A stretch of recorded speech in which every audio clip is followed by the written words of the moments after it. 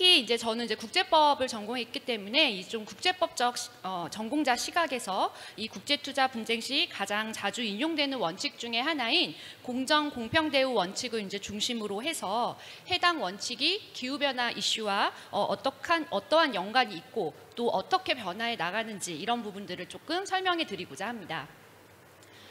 잘 아시다시피 그 2022년 IPCC 보고서에서 기후 완화하고 적응에 있어서 투자가 굉장히 중요한 요소라는 점을 강조하고 있고, 이에 따라서 이제 오늘날 국제사회에서 국제투자법이 보다 기후 친화적이고 또 지속 가능한 투자를 촉진하는 방향으로 이제 변화해야 되며, 또 이제 기후에 이제 어떤 해로운 투자들을 단계적으로 철폐하는 데 기여해야 한다는 인식이 강화되고 있습니다. 그래서 이러한 어떤 시대적 배경 속에서 과연 오늘날의 국제투자 거버넌스가 이러한 역할을 충분히 하고 있는지 이제 그러한 질문을 가지게 됐고, 이런 거를 이제 좀 저의 이제 그 전공과 접목시켜서 한번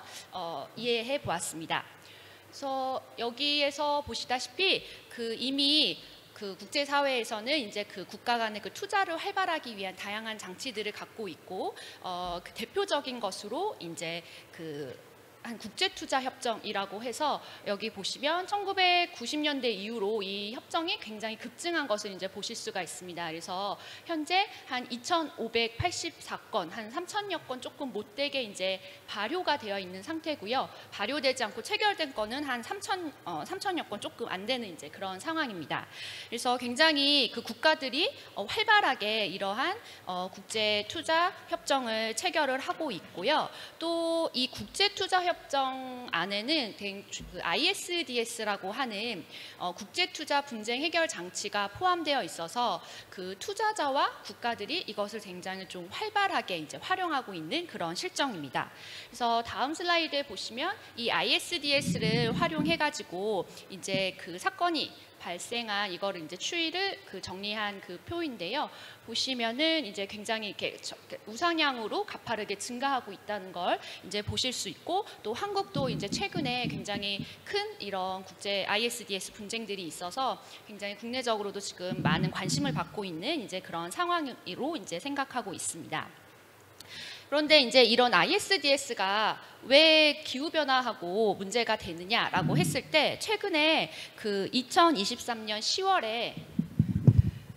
UNHR에서 이제 보고서를 발간을 해가지고 이 ISDS 자체가 그 어떤 우리 국제사회가 기후변화를 다루는데 굉장히 조금 부정적인 영향을 끼치고 있다라는 이제 그런 보고서가 이제 실제로 회람이 됐고, 또 이제 국제무대에서 많은 국가들이 이 ISDS가 가지고 오는 어떤 기후변화를 이제 정책을 펼치는 데 있어서 되게 걸림돌이 된다는 점을 좀 강력하게 이야기하고 있어서 사실 이게 조금 많은 문제가 되고 있습니다. 그래서 대표적으로 덴마크 같은 경우에는 이제 원래 화석연료 이런 걸 이제 줄이기 위해서 이제 정부에서 그런 정책을 취하는데, 사실 이런 화석연료에 있는 종사하는 기업들이 ISDS를 이용을 해가지고 이제 엄청나게 뭐 어떤 이제 소송을 제기한다든지 이제 이런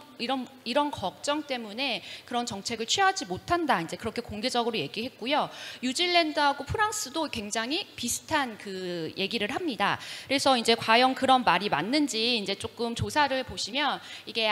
IISD라고 해서 이제 국제 지속 가능 개발 연구원에서 이제 발표된 그 보고서인데요. 이 ISDS를 포함한 이제 그런 산업들을 정리해 봤더니 에너지 산업이 굉장히 활발하게 ISDS를 활용하고 있고, 이 에너지 사업 중에서도 여기 파란색으로 된 화석연료 에너지를 쓰고 있는 석유나 천연가스 뭐 이런 것들을 이제 만드는 기업들이 굉장히 공격적으로 이 ISDS를 이제 많이 활용하고 있는 것으로 통계적으로 보입니다. 그리고 또 이제 그 액수 측면에서도 봤을 때 여기 보시면은 이제 그 ISDS 판정이 나왔을 때 그 배상 액수 이런 거를 보면은 화석연료를 그 중재를 한 거는 608.6 밀리언인데 그냥 그렇지 않은 거는 126.0 밀리언이라고 해서 그 액수 차이도 굉장히 상당한 것으로 이제 나타나서, 이 국가들이 이러한 좀 우려를 제기하는 게 단순히 그냥 어떤 한국가의 생각은 아니고 조금 이게 진짜 이런 현상이 있구나라는 이제 그런 문제점을 조금 발견할 수 있습니다. 그래서 이런 문제 의식을 가지고 그러면 ISDS에서 그 기후 변화를 조금 더 대응을 잘하기 위해서 어떠한 걸 고쳐야 될까라고 생각했을 때 저는 이제 FET 원칙, 공정 공평 대우 원칙을 이제 떠올렸는데요.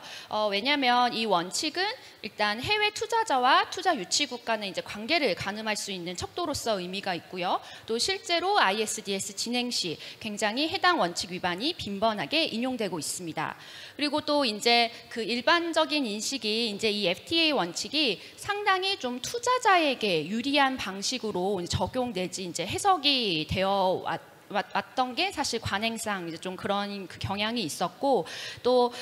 이제 그런 것은 이제 ISDS 자체가 좀 역사적으로 투자자를 보호하기 위한 이제 그런 장치로 출발했다는 그 역사적 배경에서도 있지만 또 실제로 중재판정부가 해당 원칙을 적용함에 있어서 조금 국제법적인 그런 접근을 조금 많이 하지 않은 데서 조금 기인한 게 아닐까 저는 이제 그렇게 생각하고 있습니다.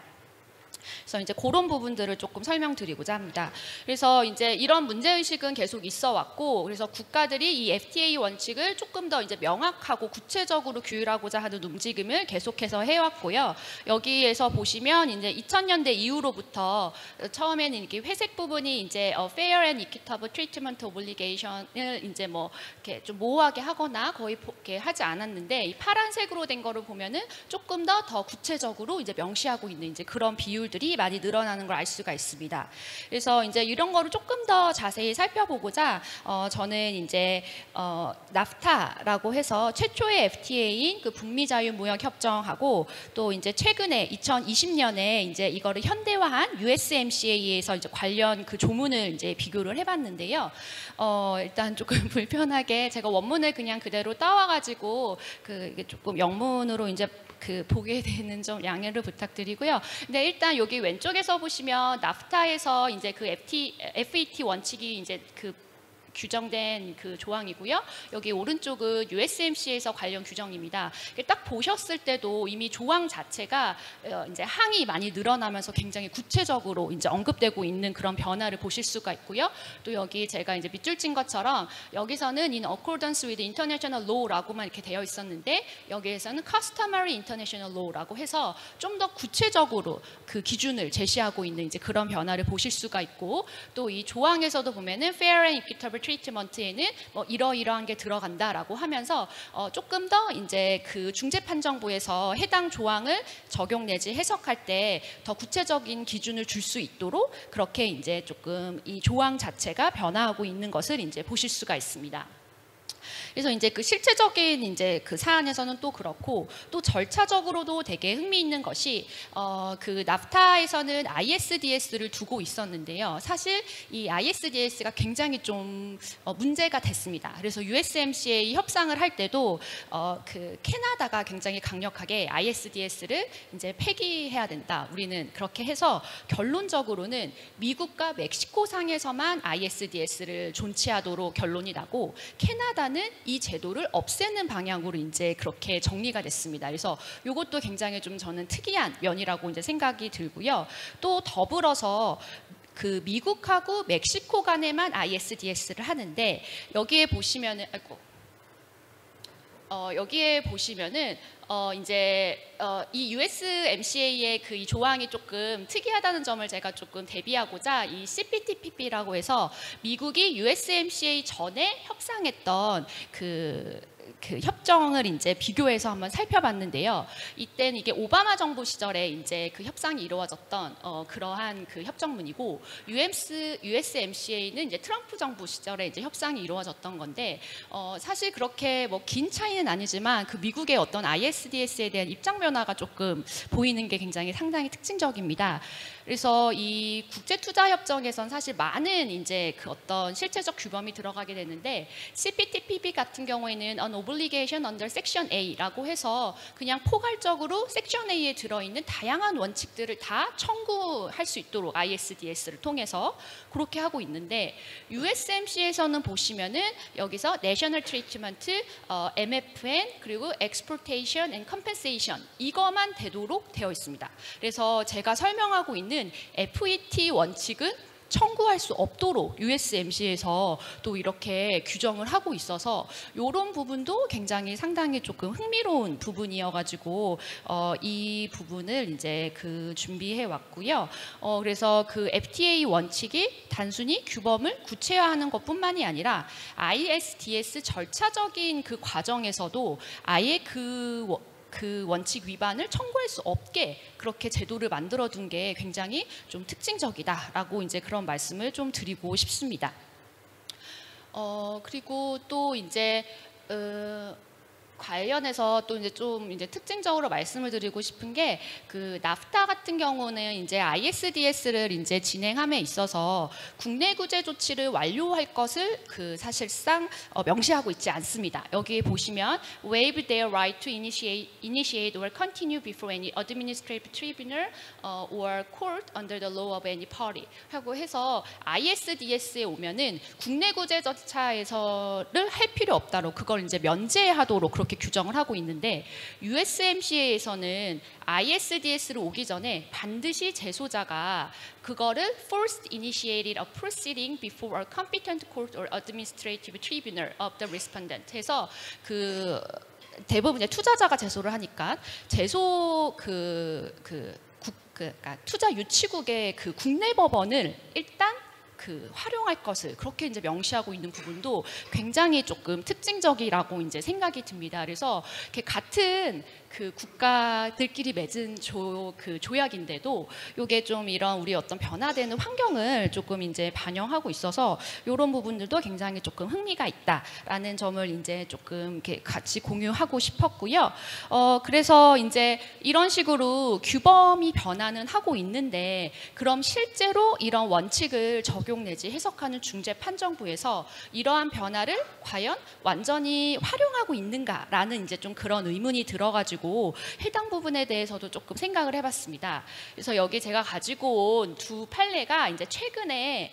이제 콜롬비아를 상대로 이제 투자자들이 이제 제기한 ISDS인데요. 둘 다 이제 어떤 채굴권 관련해서 이제 문제가 됐고 이제 콜롬비아 정부가 이제 환경 보호를 이제 이유로 해서 기존에 이제 허가했던 채굴권을 취소하는 이제 그런 조치를 취하게 되고 그거에 대해서 이제 반발을 해서 ISDS를 제기를 하는데요. 흥미로운 게 둘 다 똑같이 캐나다, 콜롬비아 FTA 조항을 가지고 이제 ISDS를 이제 적용하게 되는데 이 앞에 에코오로 사례에서는 FET 위반이라고 판정을 하고 레드 이글 사례에서는 FET 위반이 아니다라고 이렇게 판정을 해가지고 이게 굉장히 조금 흥미로웠습니다. 그래서 이제 저 이렇게 자세히 보니까 이 FET에서 가장 중요한 요소 중에 하나가 이제 투자자의 어떤 기대 이제 이거인데 이러한 투자자의 기대가 최소 기준 대우라고 하는 아까 그 국제관습법에 나와 있는 그거를 이제 연결하는 방식을 이 중재판정부가 달리 해가지고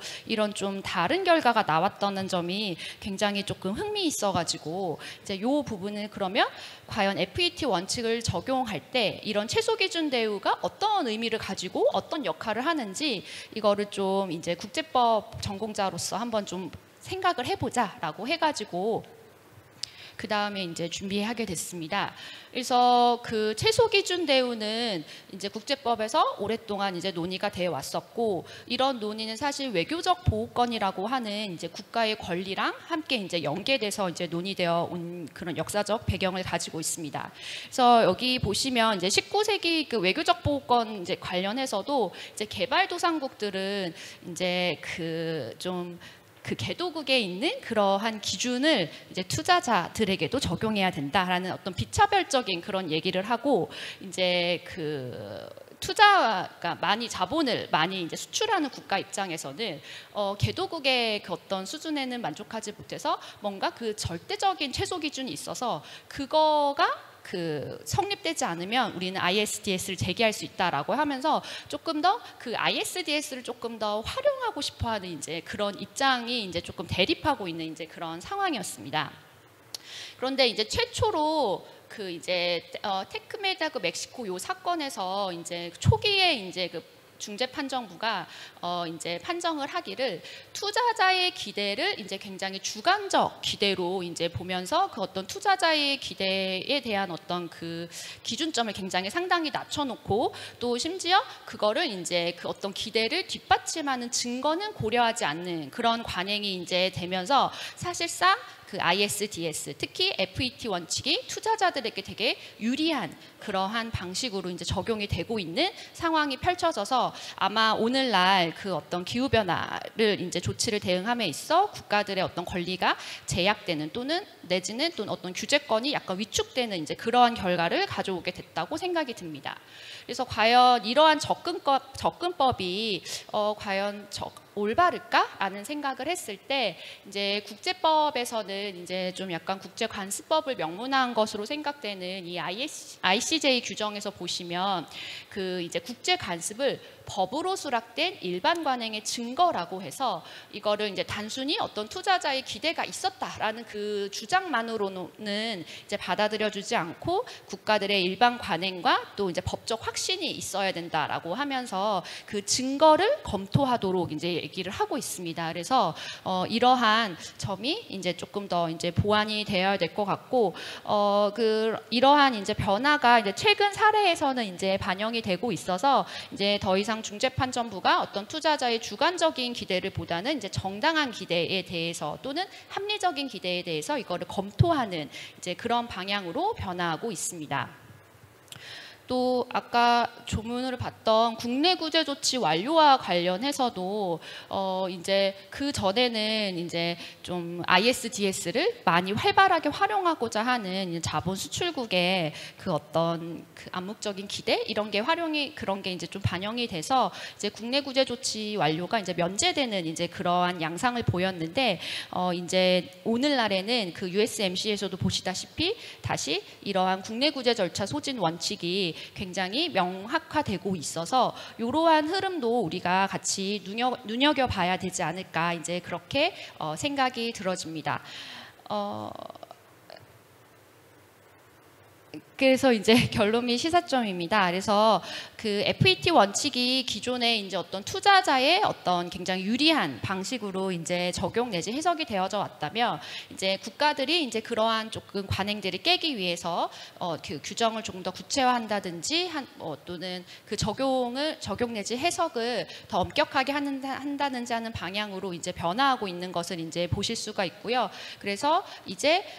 그 FET 원칙이 투자자의 기대 중심으로 한 접근에서 국제관습법에 합치되는 기준에 따른 투자 및 투자자 보호로 초점이 변화하고 있다라는 그런 점을 좀 말씀드리고 싶고 그래서 이제 우리나라도 이러한 그 어떤 해외 동향 또는 최신 이러한 사례들 같은 거를 조금 꼼꼼히 검토를 해가지고 향후 그 이제 국제 투자 분쟁을 대응 내지는 또 예방하는 데 있어서 이제 정책적인 자료로 활용할 수 있기를 이제 기대해 보겠습니다. 네, 그래서 이상으로 저의 발표를 마치도록 하겠습니다. 네. 감사합니다.